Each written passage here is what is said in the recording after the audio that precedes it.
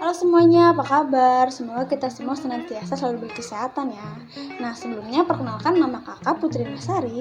Pada kesempatan kali ini kita akan membahas mengenai soal-soal mata pelajaran sosiologi yang biasa keluar pada saat ujian loh. Kira-kira soalnya seperti apa ya? Susah apa enggak ya? Yuk kita kerjakan sama-sama. Nah, ini merupakan salah satu soal yang biasanya keluar pada saat ujian loh. Nah, yuk kita simak dahulu ya, apa sih isi dari soal ini? Nah, di dalam pertanyaan berikut ini terdapat dua kalimat. Kira-kira dari dua kalimat ini maksudnya apa ya? Yuk kita cari tahu jawabannya. Teman-teman, sebelum kita membahas mengenai soal tersebut, perlu kita ketahui terlebih dahulu bahwa soal tersebut merupakan soal yang termasuk ke dalam materi kelompok sosial. Nah, untuk membahas mengenai kelompok sosial ini, kita harus tahu terlebih dahulu kata kunci dari kelompok sosial itu sendiri. Nah, dalam kelompok sosial ini meliputi interaksi, peran, tujuan, dan juga solidaritas. Perkumpulan dengan interaksi yang terjalin secara intens antar anggota kelompok dalam menjalankan perannya sebagai anggota kelompok termasuk ke dalam ciri-ciri kelompok sosial. Simpulkan bahwa kalimat-kalimat dari soal tersebut merupakan bagian dari ciri-ciri kelompok sosial yang mana saling berkaitan dan saling berhubungan. Nah, oleh sebab itu jawaban dari pertanyaan ini yaitu A. Kita simak soal yang kedua ini ya. Nah, soal yang kedua ini yaitu negara Venezuela merupakan salah satu negara yang dahulunya memiliki kekayaan dan pendapatan ekonomi yang berlimpah.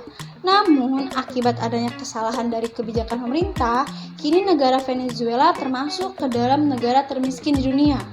Dari narasi di atas merupakan contoh dari kemiskinan. Kira-kira jawabannya apa ya? Yuk kita simak berikut ini. Oke, sebelum kita menjawab pertanyaan berikut, kita cari tahu dulu yuk, pertanyaan ini termasuk ke dalam materi apa. Nah, pertanyaan ini termasuk ke dalam materi ragam gejala sosial tepatnya pada kemiskinan. Oleh karena itu, perlu kita ketahui terlebih dahulu bahwa kemiskinan ini terdapat 5. Yang pertama ada kemiskinan relatif, kemiskinan absolut, kemiskinan natural, kemiskinan struktural, dan juga kemiskinan kultural. Sebenarnya apa sih arti dari kemiskinan-kemiskinan itu? Yuk kita simak. Yang pertama yaitu kemiskinan relatif.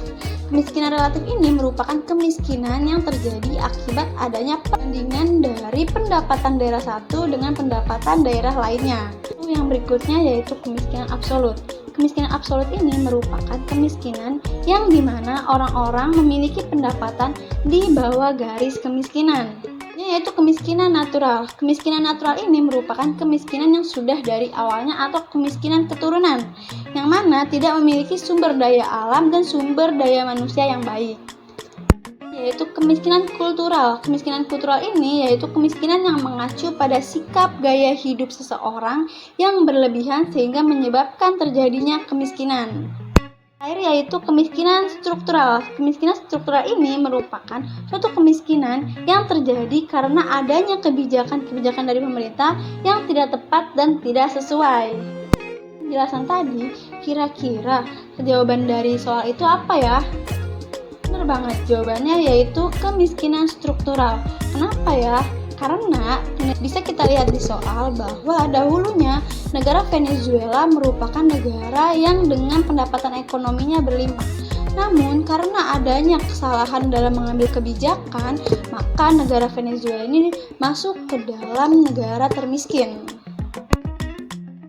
Dan itu merupakan dua contoh soal yang biasanya keluar pada saat ujian. Gimana? Udah pada paham belum? Yuk setelah ini kita coba cari tahu lagi dan coba kita kulik-kulik sedikit lagi mengenai soal-soal mata pelajaran sosiologi yang biasanya keluar pada saat ujian.